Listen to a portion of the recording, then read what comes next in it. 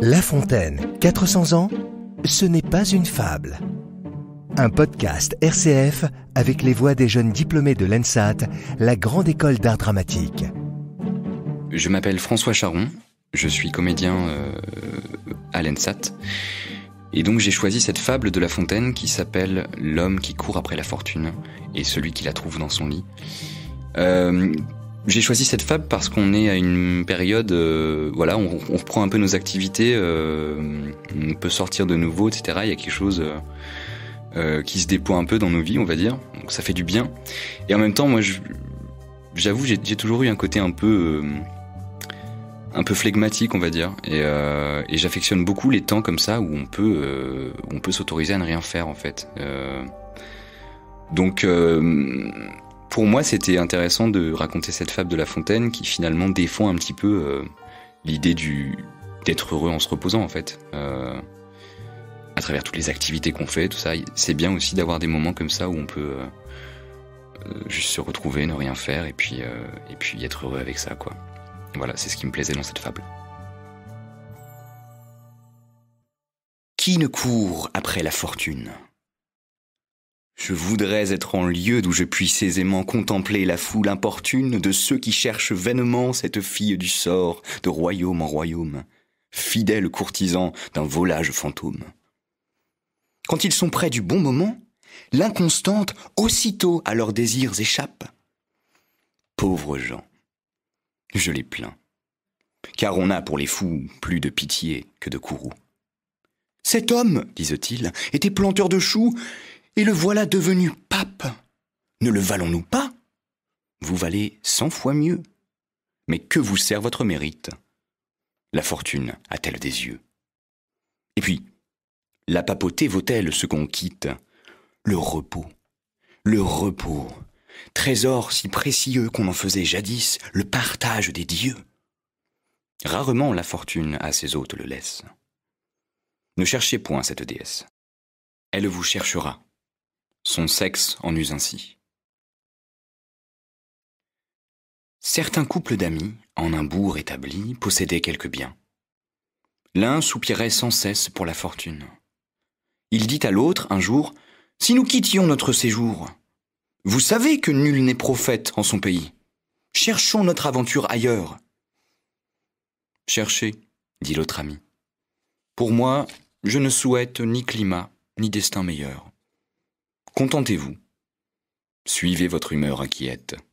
Vous reviendrez bientôt.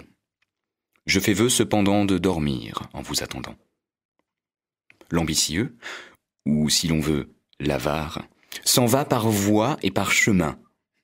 Il arriva le lendemain en un lieu que devait la déesse bizarre fréquenter sur tout autre. Et ce lieu, c'est la cour. Là, donc, pour quelque temps, il fixe son séjour, se trouvant au coucher, au lever, à ces heures que l'on sait être les meilleures. Bref, se trouvant à tout et n'arrivant à rien. « Qu'est ceci ?» se dit-il. « Cherchons ailleurs du bien. La fortune pourtant habite ces demeures. Je la vois tous les jours entrer chez celui-ci, chez celui-là. D'où vient qu'aussi je ne puis héberger cette capricieuse ? On me l'avait bien dit que des gens de ce lieu, l'on n'aime pas toujours l'humeur ambitieuse. Adieu, messieurs de cour, adieu. Suivez jusqu'au bout une ombre qui vous flatte. La fortune a, dit-on, des temples à Surat. Allons là. » Ce fut un de dire et s'embarquer. Âme de bronze, humain, celui-là fut sans doute armé de diamants qui tenta cette route, et le premier osa l'abîme défier. Celui-ci, pendant son voyage, tourna les yeux vers son village plus d'une fois, essuyant les dangers des pirates, des vents, du calme et des rochers, ministres de la mort. Avec beaucoup de peine, on s'en va la chercher en des rives lointaines, la trouvant assez tôt, sans quitter la maison.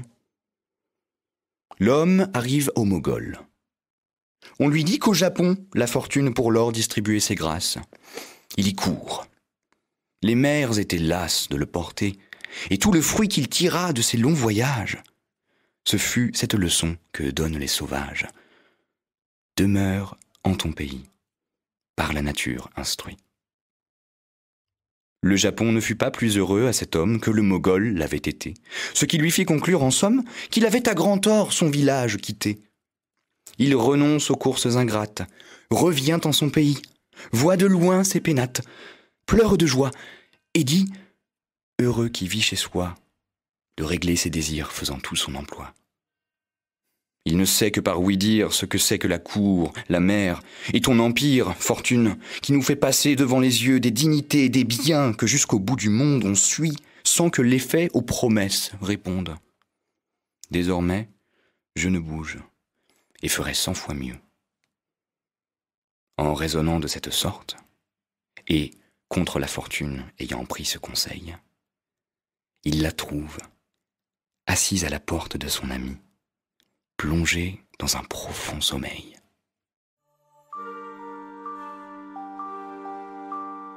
Pour découvrir d'autres fables de Jean de La Fontaine, rendez-vous sur rcf.fr et sur les principales plateformes de podcast.